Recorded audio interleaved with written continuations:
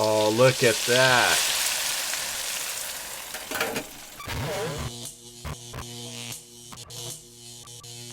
Air fryers are great and all, but sometimes you just crave that really unhealthy amount of grease going into your mouth, and that's why you should probably invest in a deep fryer. And today we're looking at the Hamilton Beach 12 cup deep fryer that's gonna allow you to satisfy that craving right at home. You don't have to go to get fast food. You can make fast food at home. Pretty cool, because usually at home it takes forever, but not with the deep fryer. So the packaging of this looks oh so delicious, making my mouth water already, and I cannot wait to get this thing set up and ready to go. We're looking at mess-free draining with a basket hook. You can make up to 8 cups of your favorite restaurant-style fried food in minutes. Easy to assemble, use, and clean, and it has a magnetic cord that easily detaches to prevent tipping. I mean, it sounds pretty amazing, even though the price is on the really low end of, you know, just appliances in general. So based on my mathematics here, it's a 12 cup air fryer. It can cook 8 cups of food, so I'm guessing it will require roughly 4 cups of oil to get the job done. Makes sense. It does have a green light that indicates when the oil is preheated, as well as a dial that allows you to adjust the temperature between 250 and 375 degrees Fahrenheit. Now, with all that being said, I'm about to get into this thing and, you know, make some dinner. I'm hungry and I really need some deep fried goodness in my life right now. That's all I need. Is that too much to ask for? Apparently not. Inside the box, I have a user guide, as well as the actual deep fryer here. Okay, very simple packaging, not much in here. Get rid of all this. Okay, it's upside down. You know, this thing's actually really lightweight. All right, looks like right here we actually have the lid that covers it up. There is an option that has a viewing window right here, so you can actually watch the food cook. This particular model does not, so I guess you just have to guess or open it up and try not to get burned. All right, here's the actual basket. Oh boy, I've always wanted one of these. We also have that magnetic power cable, and here's the handle for the basket, so I guess we have to assemble this, and it looks like it just snaps right in here just like so, and it locks into place. Very cool, and you can easily fold it up when you're not using it. Very nice design. I'm impressed. I figured it out. Next, it looks like this is where the oil goes, and it comes out. Oh, this is the heating element right here, so this whole thing actually comes apart. We do have to lift this up to get this cardboard out of here. This is very nice. It's definitely going to be easy to clean since you can take this out to dump out the oil. Very nice. And if you look closely, we do have a max and minimum oil level, so you want to get it right in the sweet spot. That way it doesn't overflow or anything. Oh, cool. So the bottom's actually see-through. I mean, this is pretty cool. Now it says the surface is hot, so this whole thing's going to be on fire, so don't go around touching it or anything. Very nice. Throw the heating element back into place. Oh, it slides right on this little track. There we go. All right, so you can fry your food. Put the lid on. Gotta go this way. And then boom, you're ready to go. It's cooking. You're gonna pull it up, peek inside. Okay, it's not ready yet. Okay, oh, it's ready, it's ready. Okay. Then you're gonna pull this out, rest it up here, and that way the oil will drain out of the basket. Now, the funny thing is, like, you know, I've fried stuff at home on the stove in a pot. It's doable. You can do it without buying something fancy like this. But you know how annoying it is to pick out each individual piece of everything with a fork or something and drain the grease out? This way you got the whole basket with everything in it. It's so much easier. I mean, I think that right there is worth the price of admission itself. Now up top here is where we actually have the knob. We have the minimum, go up to 250, and then all the way up to 375 degrees Fahrenheit. You know, all things considered, it's not the most impressive looking device ever, but you know, for the price, it's fairly good. We have the red power indicator, the green ready, and pretty much we're ready to go.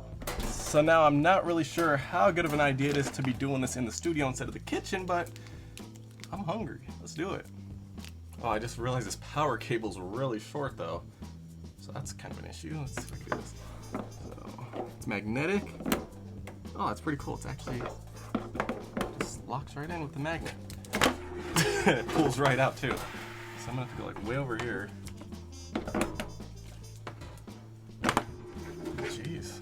Alright, so now that we got everything set up and ready to go, I'm gonna start off with an old southern favorite, some deep fried okra. One of my favorite things, and you know, trying to get that out of the pot with a fork, it's kind of a nightmare because they're so small. But I already have everything prepared here. I already chopped them up, seasoned them, breaded them again, and now we're ready to go. And as you can see, the end results look pretty fabulous already. I cannot wait to see this in the deep fryer. Granted, I've already done this recipe a ton of times, so I know it's gonna turn out amazing as long as I don't overcook it.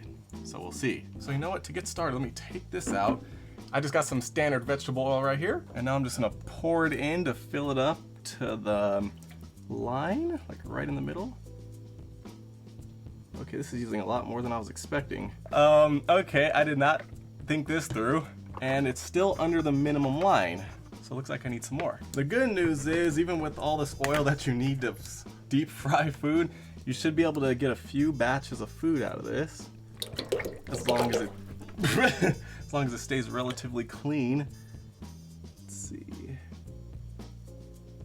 Okay, right here we're about right in the middle of the minimum and max.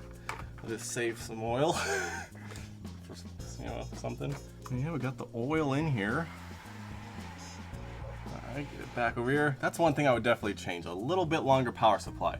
Now I know generally speaking, you're gonna be using this in a kitchen, and it's usually right by the wall, but you know, a little bit longer, it's not gonna hurt. So we got the okra, dump it in here first.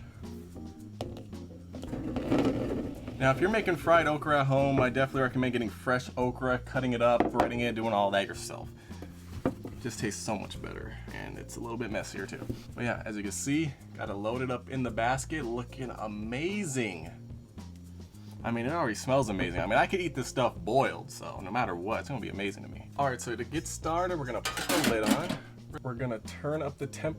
Geez, we're supposed to do it at about 375. That's max. I guess we're maxing it out. And now we wait until the ready light turns green, and that means it's heated up to our temperature.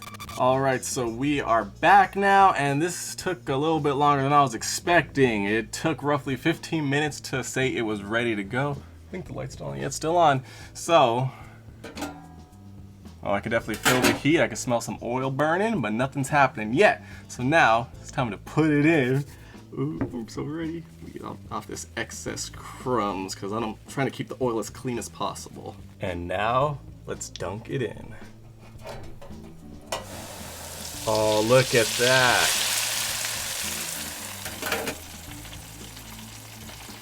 There is quite a bit of smoke coming out of here.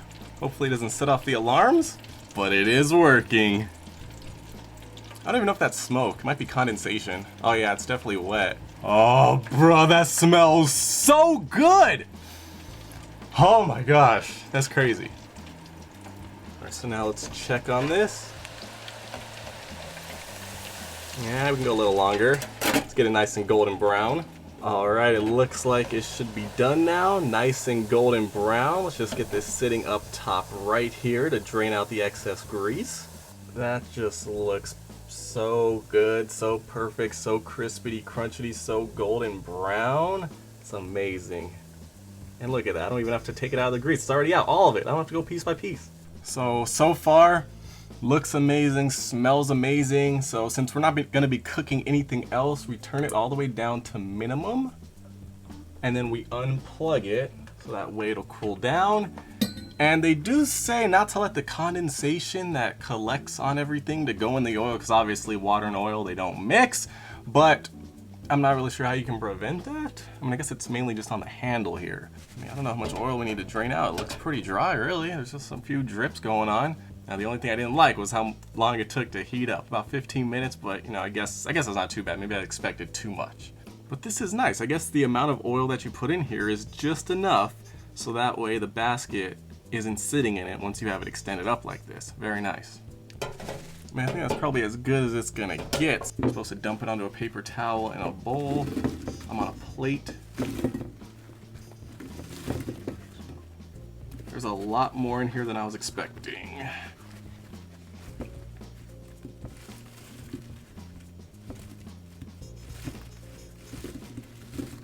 Would you look at that? Not bad. I mean, there's barely any oil in the basket. I can just set this back here. perfect. It's elevated above the oil. Nice. And now we'll dry it off. See, this is actually a lot drier than when I used a regular pot to do this. Like, I had that paper towel wet. And this is so hot and so fresh. Ooh, it is way too hot. Like this right here. This is life. Okay, let me get this little piece. And still hot.